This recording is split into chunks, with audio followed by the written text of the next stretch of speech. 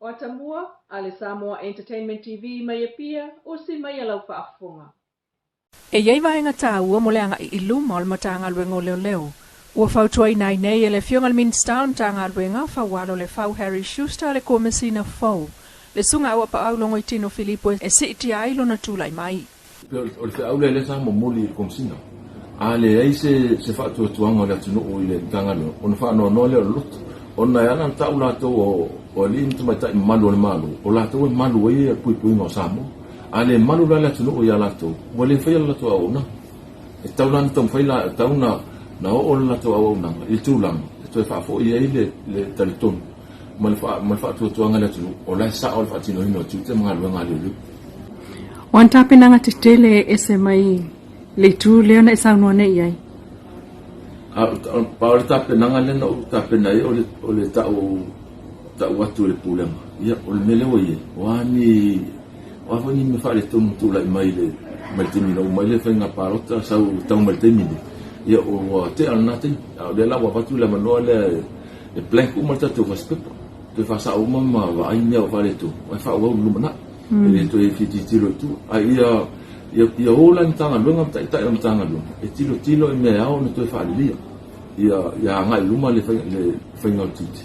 Aolo a ngai luma le whaatino ina tula fono. O le whaitionga ta tele lava leo o pese mai tu o le tātou tunu. O le se wha moenga. O mkwa lea se trustee leo. E sa o lea le sa unoanga ame o le tūranga leo titi le toi. E o e sa unoanga ho ia sui mamanu al palime.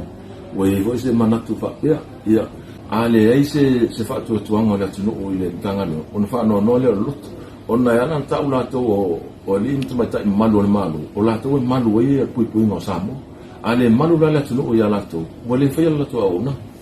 E tau lana tau whaila tau na o lato au na. I tūlanga. E toi whaafo I ei le taritonu. Ma le whaatua tuanga le atunu. O lai sa o le whaatino hino tiu te mga luenga le lu. O le whaule le sa mo muli I komisina. A le ei se whaatua tuanga le atunu o I le tangalo. O na whaano no leo loto. O na yana tau lato o li intu mai tai malu o le malu. O lato e malu e pui pui no Samoa. A le malu la le atunu o ia lato. Wa le whaia lato au na. E tau lana tau whaila tau na o lato au na. I tūlanga. E toi whaafo I ei le taritonu. Ma le whaatua tuanga le atunu. O lai sa o le whaatino hino tiu te mga luenga le lu. Wan tāpenanga te tele e se mai le tū leo na e saunua ne iai. Paole tāpenanga lena o tāpena I o le tau atu le pūlenga. Ia o le mele o ie. Wafani me whare tonu tūla I mai le maltemina. O mai le whainga pārota sau tau maltemina. Ia o te alnate. O le lawa watu le manoa le planku malta tau waspepa. Te whasa o mama wa ainia o whare tu. Wai wha o lumana. E le to e fiti tilo tu. Ia ola ni tanga luenga tai o tanga luenga. E tilo I mea au na to e whare lia. Ia ngai luma le whainga o titi. Aolo a ngai luma le whaatino ina tula fono. O le whaitionga ta tele lava leo o pese mai tu o le tātou tunu. O le se wha moenga. O mkwa lea se trustee leo. E sa o lea le sa unoanga ame o le tūranga leo titi le toi. E o e sa unoanga ho ia sui mamanu al palime. Wai vo se manatu whapea. Ia a le ei se whaatua tuanga o le atunu o I le tangalo. O na whaano no leo loto. O na yana tau lato o li intu mai tai malu o le malu. O lato e malu e pui pui no Samoa. A le malu la le atunu o ia lato. Wa le whaia lato au na. E tau lana tau whaila tau na o lato au na. I tūlanga. E toi whaafo I ei le taritonu. Ma le whaatua tuanga le atunu. O lai sa o le whaatino hino tiu te mga luenga le lu. Se vaenga o tātou whaatalanoanga ma le fionga le minsta o tanga luenga o leo ma whale pui le umane ai. O le wheilo I ngā aloa ia wha mawina le komisina fau. Ma leo uma o le mtanga luenga o leo ia pia. Ma le vaenga o whale pui tānu malala le amtanga o le vai aso. Mo le se lau whase fulu miliona, whase lau whase fulu tolu wafe, 5 se lau iwa sfulu walu tā lau tu inatu. Ile mtanga luenga o le soifua malo loina. Ua afu ayo na tu ipea, fionga minista le fionga valasi tonga manga tafi tu sele. E fia va ai ise plan po awala le afua. Ma fata atia al wha nga ino tupele wa batu le malo.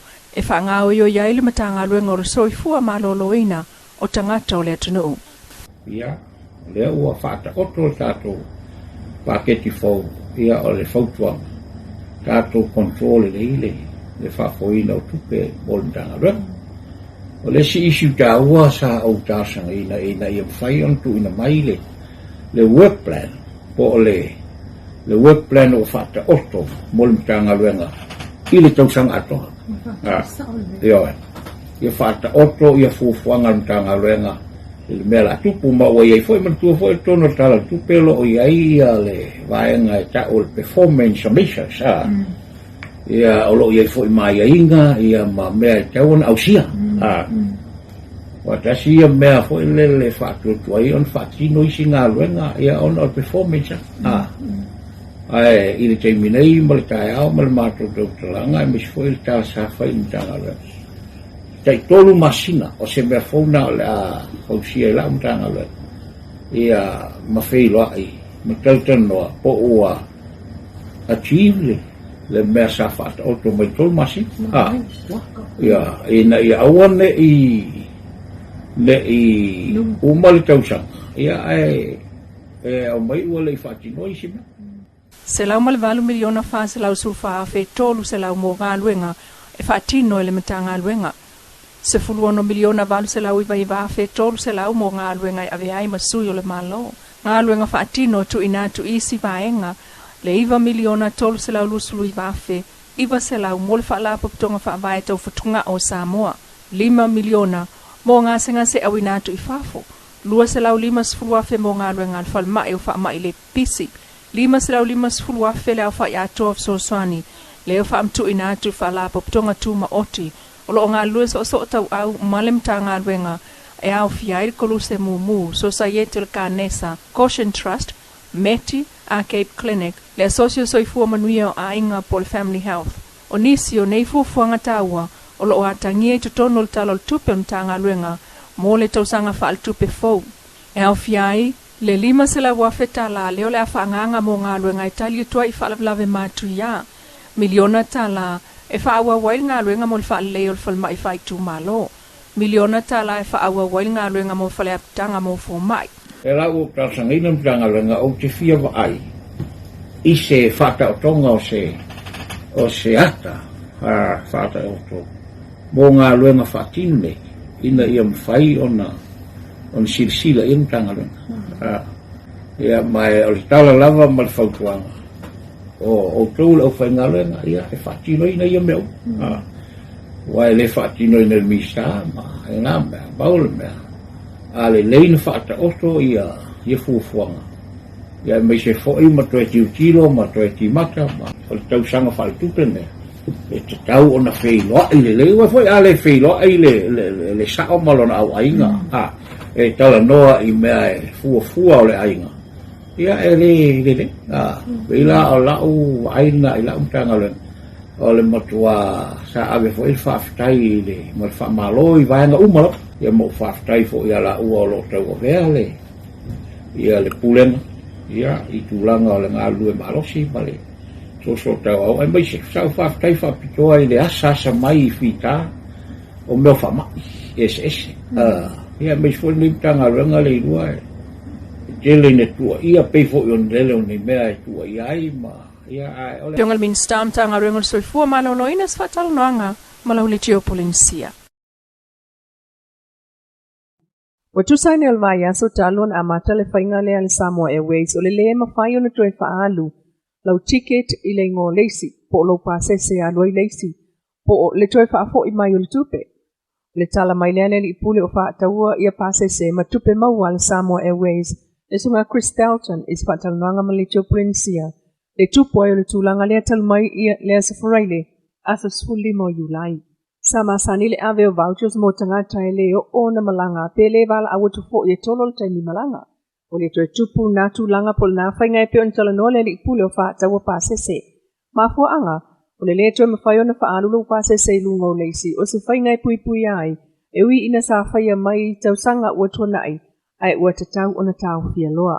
Mai na ia ta ua fo ele ai lava ni mea fo ua whai ele Samoa Airways, pe ta ilfa amal sio tu la fono mai a inga sali tupu, o se lu tau mol company, pe ta io ta ua leli pule o le mea e te tau ona whai. Na ia ta ua fo e ese mai le tu tau pui mol company, e iai, ia pasese eleo o atu taimi malanga. Ai le ai masavala awita watu male mfaya il company untoi fa taulon pasese. Mamisi ai fo ile nava no mo le si pasese o lo fia malanga. Te lava o isi fo i pisinisi. E te tau lava na fa awa upea le tautua. Ai mo le maketi le taimi nei e tau fo en fa mal si aia inga ina ia fa awa wipea o na ola le company. Ua tanu umaile le ipoti la tamai mai le aso sifuru le aso sulfito Julai o tulanga la tamai o le pesi ai o le fa mai koviti ilo tato wa tunu. E mo le vai aso mai le aso sifuru le aso sulfito o fa mawina ai e ono sifuru ila tau wa le stala le pesi al siama koviti ma ua siti ai le au fa i ewa a fia lo tato wa tunu. Le sifuru lima afe se lau valu sifurtolu mai le nafai numela sifuru lima afe ma le lua iwa ila tau mai le manu lautele. Ai e to selau lima sufa ila to na fai malanga mai tonu ua afia ile siama o le koviti. E to lua lo fata o tolia mo le te mineil mau kutanga singase i mo to tua. Petai tu mau pe fo i fautuanga ina ia nga isfalma ila tane mo le fai o le tui pui pui o le koviti a wai tal tonu al pui pui nga sili lea. Ai lo iai pea Samoa la sanga mua po le level 1 mo polo inga fa lave fa fo sei ma le tua lalo ia tau sia pea le fai o talifonga tutu manofo vava mo le 2 mita mai le sitangata i le 15 pe amana umia. So Samoa Entertainment TV mai pia ma na tamua le nei fo iaso pa poponga le aso atai au le alofo le tua ai fa so fuaya.